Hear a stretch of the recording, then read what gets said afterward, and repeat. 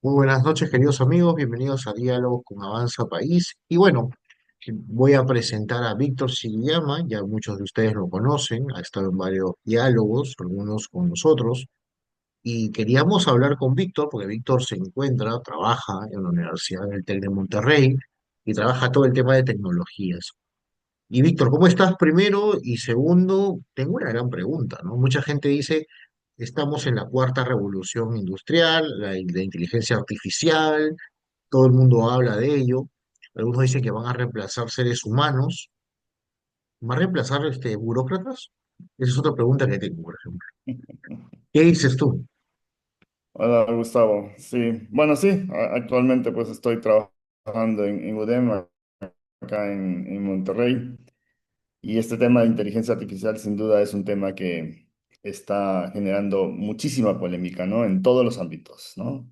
Yo diría que no hay espacio donde no se esté hablando de la inteligencia artificial, y obviamente la gestión pública no debería ser ajena a esta discusión y a estos posibles futuros, ¿no? Porque en realidad todavía está en proceso de desarrollo, evolución, y las opciones todavía no están perfectamente definidas, ¿no? Es una tecnología muy potente y sin duda vamos a ver cómo evoluciona.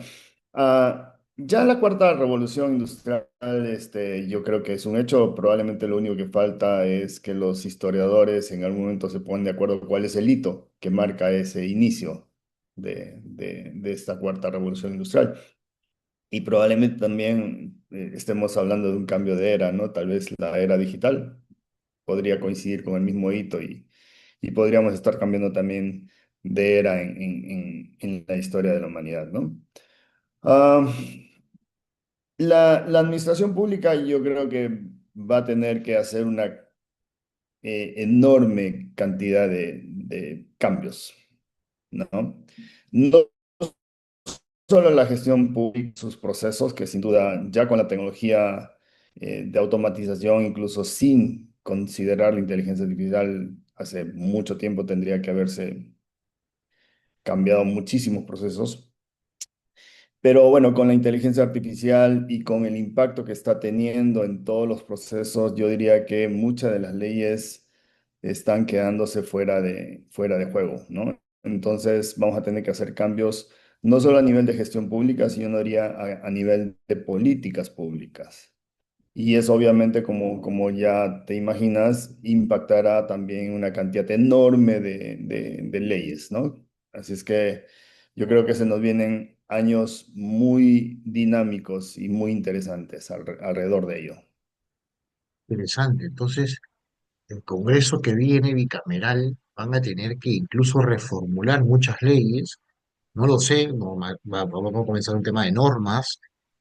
Algunos creen que vamos a tener menores seres humanos trabajando ya, ¿no? Bueno, lo que es cierto es que en los últimos años las planillas públicas han aumentado significativamente las nóminas, pero ¿tú crees que entonces con el tema del día también pueda bajarse esta cantidad de gente o personas?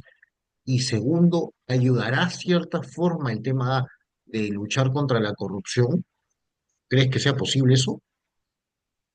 Bueno, Albania es, como tú sabes, es el primer país que acaba de nombrar un ministro de inteligencia artificial. En realidad es un bot que se va a encargar de analizar todas las licitaciones públicas cuyo objetivo principal es reducir la corrupción. Entonces, sí, es posible que la tecnología nos permita muchos cambios en la dirección probablemente de hacer más eficiente y más eficaz la gestión pública, en mejorar los sistemas de atención al ciudadano. Eh, no sé si necesariamente debería implicar una reducción del tamaño del Estado, porque bueno, el tamaño del Estado, tú sabes que todo depende de qué cosa estemos analizando, ¿no? Podríamos hablar de que en seguridad tal vez el tamaño del Estado sea muy pequeño, debería crecer. Pero si estamos hablando de tal vez cantidad de personas que están atendiendo al público con las tecnologías y con una mayor integración de servicios, tal vez sí ahí estamos hablando de una cantidad excesiva, ¿no? Entonces, dependerá de la función que querramos analizar, y también de la calidad del servicio que quisiéramos dar, ¿no? salud pública, por ejemplo, en algunos casos es innecesariamente pequeña, ¿no? Entonces no podríamos estar hablando de reducirlo, más bien tal vez hasta de ampliar. Y de nuevo, la inteligencia artificial no deberíamos verla como un sustituto necesariamente de las personas, pero sí un complemento, ¿no? Es como un copiloto. Al menos por muy, muy buen tiempo, yo creo que siempre tiene que haber un humano en la línea de decisiones. Cuanto más importante, mejor, ¿no? Cuanto más relevante la decisión, sin duda debería estar presente. Y en casos como, por ejemplo, centros de llamadas, sí, perfectamente podría ser un bot. De hecho, hoy con la tecnología actual, tú podrías estar hablando con un bot y probablemente no lo identificas si es que no te pones agudo, ¿no? La calidad de la tecnología y la capacidad de la tecnología está sorprendiendo a propios y extraños, ¿no? No, tal cual, tal cual. Bueno, acá en el Perú todavía no ha llegado tanto a esos niveles, ¿no? Porque te das cuenta cuando te llaman, ya tienen la voz todavía robótica, ¿no? O ustedes, queridos amigos, escucharán, ¿no? Hola, y te dicen ta, y ya sientes al robot, ¿no? Todavía, pero ya en otros lugares cada vez son más humanos a la hora de hablar. Esto es real, justamente. Ahora, pues tú has tocado un tema importante. Va a haber ciertas reformas en la gestión pública. ¿Y por dónde crees que va a venir más que todo? Por el tema de ley y es primero normatividad, porque si no, ahorita no se tiene nada contemplado, ¿no? Este, Y mira, yo sé que soñar no cuesta nada, ¿no? Pero, digamos, tal como vienen los escenarios, sería perfecto, magnífico que pudiéramos abrir un espacio donde se puedan hacer pilotos y pruebas, sin necesariamente modificar las leyes estructurales. ¿Por qué? Porque la tecnología está en proceso de maduración y de evolución. Y su proceso es extremadamente veloz, ¿no? Si uno compara ChatGPT del 2022, cuando salió en noviembre, actual con el GPT-5, la evolución ha sido asombrosa, ¿no? Entonces, y sabemos que una ley orgánica puede tardar muchísimo tiempo en ser cambiada. Entonces, no se me ocurre cómo podríamos mantener un ciclo suficientemente inteligente y ágil para mantenerse vigente con la tecnología. Entonces, se me ocurre que deberíamos crear un marco donde se puedan generar pruebas, pilotos, y en base a esa experiencia ya empezar a hacer las modificaciones estructurales de la ley, ¿no? Si no, yo me temo que vamos a estar siempre varios años atrás respecto a la evolución de la tecnología, ¿no? Un ejemplo concreto, y ya es algo que existe, los autos de guía automática, ¿no? Estos autos autónomos. Como sabrás, hay ciudades donde ya se permiten los taxis, con ese servicio. Entonces uno pide el taxi y viene el taxi y no tiene chofer, y es simplemente el vehículo que se guía solo. Em, la pregunta es, imagínate en el caso que hubiera un accidente. Bajo las normas actuales, ¿quién es el responsable? ¿El fabricante del auto? ¿El dueño del auto? ¿El que programó el software? ¿El pasajero? En realidad las leyes no contemplan ninguno de esos escenarios, porque bueno, era impensable que un auto se guíe solo. Entonces, como ese caso, vamos a tener múltiples, ¿no? Otro ejemplo que se me ocurre, en el caso de operaciones robóticas. El paciente está en la mesa, el médico que supervisa está imaginemos, en Estados Unidos, pero no tiene permiso para operar en Perú. Y entonces, ¿cómo quedan las normas al respecto, ¿no? Entonces, la tecnología nos está poniendo en escenarios que nunca nadie había pensado. Y está sucediendo muy rápido. Entonces, imagínate actualizar el cuerpo de leyes a esa velocidad con nuestros sistemas actuales. No hay manera.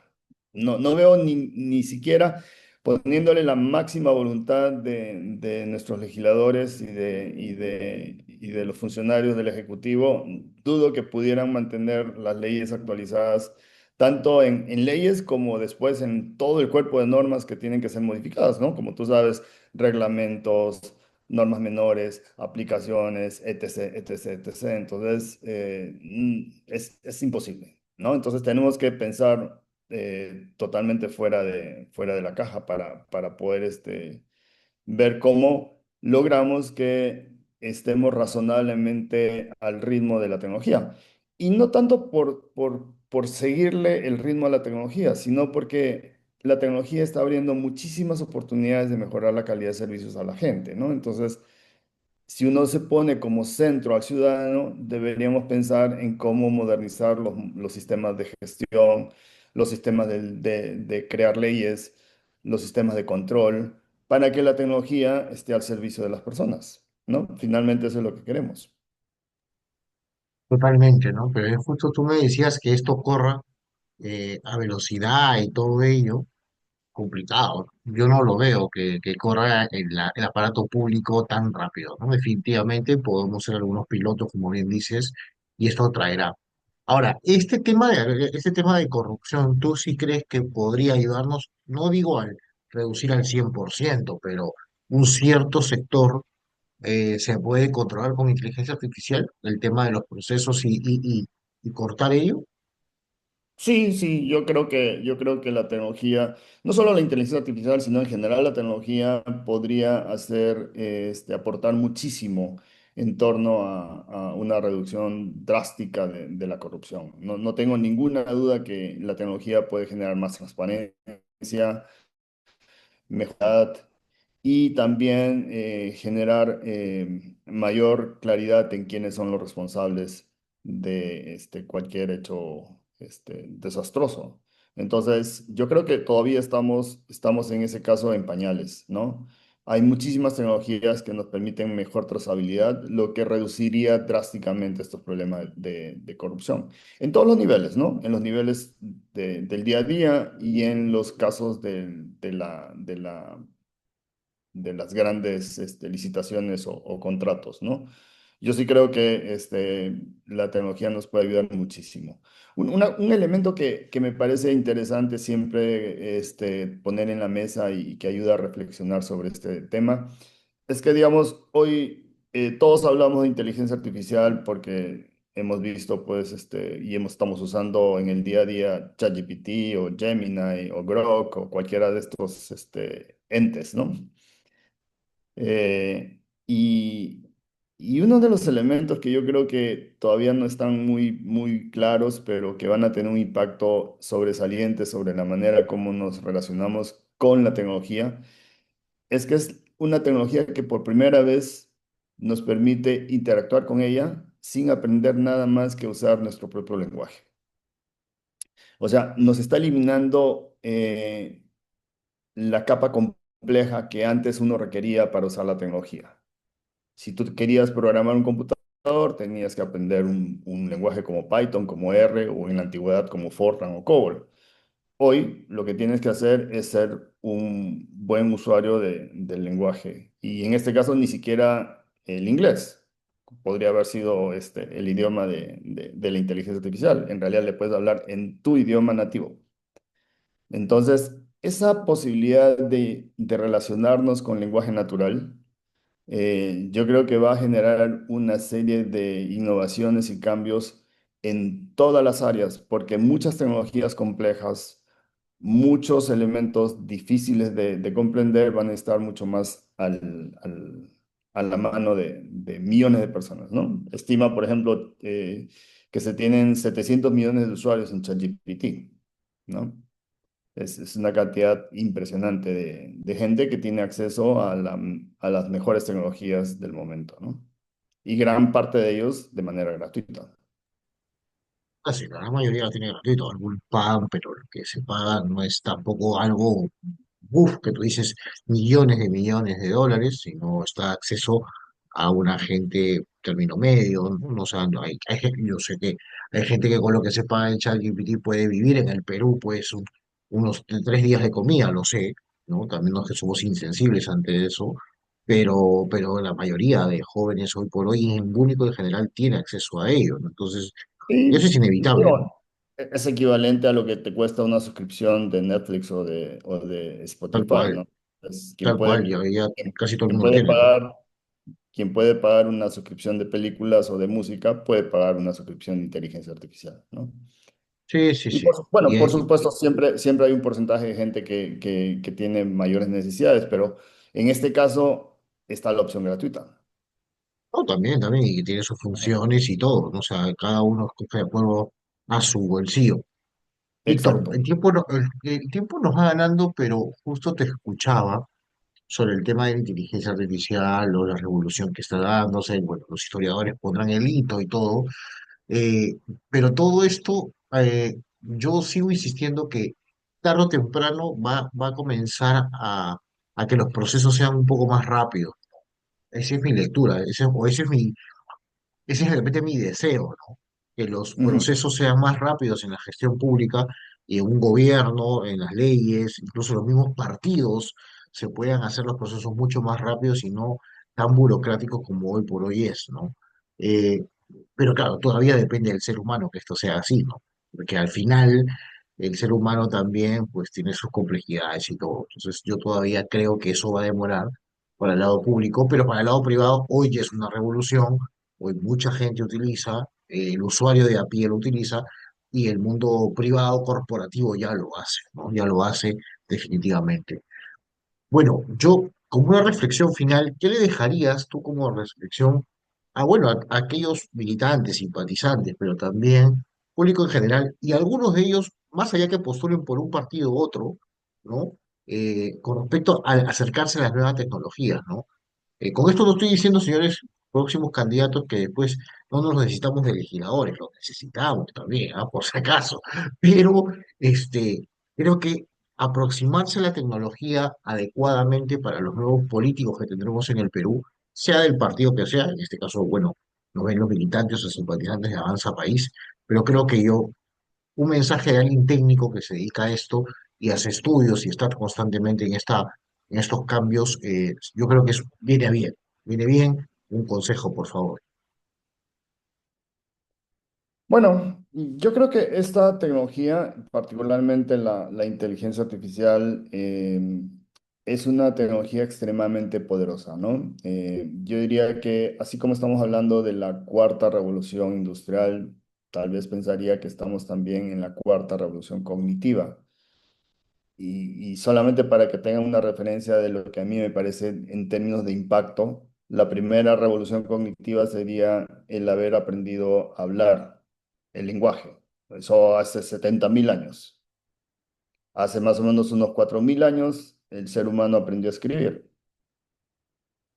Hace 500 años aprendimos a imprimir los textos, ¿no? Antiguamente, pues, transcribir una Biblia podría tardar años, ¿no? Si se incluían las imágenes, y más todavía si era colores. Hoy imprimir una Biblia a colores te puede tomar minutos, ¿no? Y esta cuarta revolución cognitiva estaría involucrando esta tecnología de inteligencia artificial, que es la primera vez además que es una tecnología que se está metiendo en el campo del razonamiento, entendiendo claramente que la inteligencia como tal no razona, pero simula perfectamente nuestra capacidad de razonamiento. Entonces, es una tecnología que tiene un nivel va a tener un nivel de impacto histórico, ¿no? No antes visto. Es muy diferente a las últimas cosas que hemos podido ver en nuestras vidas. Es algo que podríamos, por eso hablaba de esta cuarta revolución cognitiva y ponía estos hitos para que se entienda el nivel de impacto. Entonces, pensando en ello, digamos, yo creo que es fundamental que reflexionemos muy bien en cómo, yo diría hasta reconstruir muchas de las maneras como nos gobernamos, ¿no?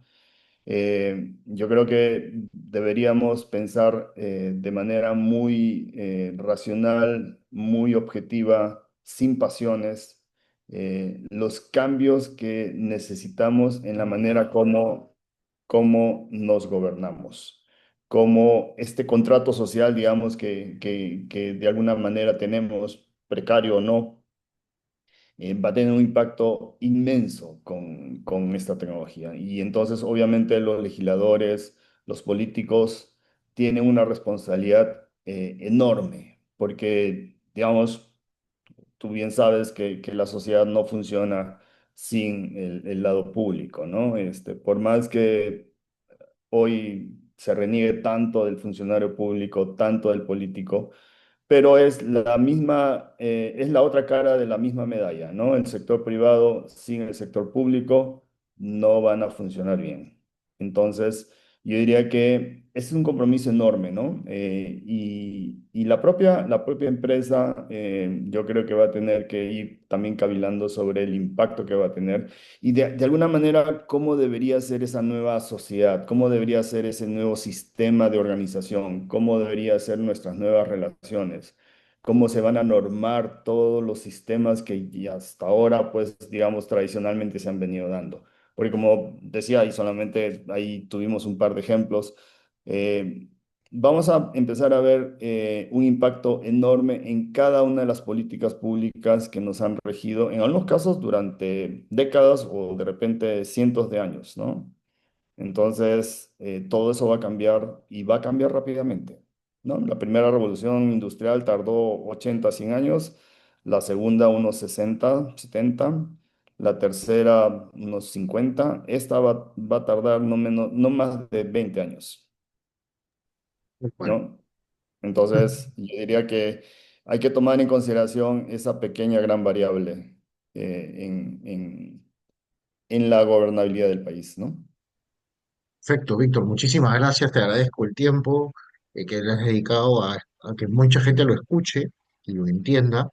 Y bueno, a todos los que están en política o entran en política, pues estos espacios formativos les sirve para que se den cuenta que hay que abrir espacios y la mente en algunos lugares que muchas veces comúnmente no lo vemos.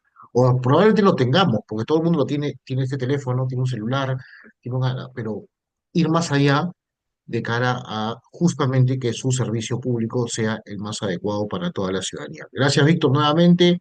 Ya te invitamos en otro momento, de repente cuando la campaña comience a calentar en el Perú, a preguntarte un poquito los análisis y algunas cosas, ¿no? Aunque este es un espacio de formación, no tanto de análisis de coyuntura política, pero seguramente se dará. Un abrazo a la distancia y vamos conversando. Gracias, Muchísimas Gustavo. gracias, gracias a ti, muchísimas gracias a todos ustedes y bueno, nos vemos en una próxima edición de Diálogos con Avanza País.